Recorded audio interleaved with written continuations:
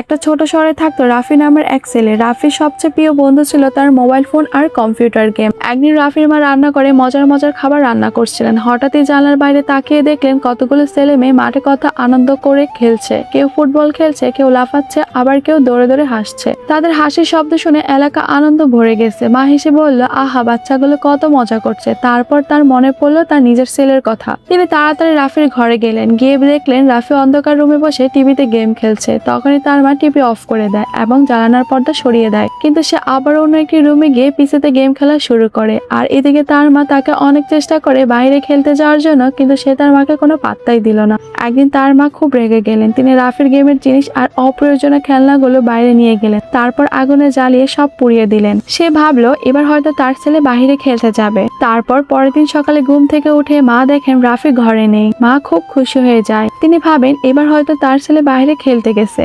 যখন সে রাফিকে ঘরে দেখতে পায় না, তখন সে বাইরে গিয়ে দেখে যে রাফি জয়স্টিক দিয়ে আকাশে প্লেন উড়ানো গেম খেলছিল।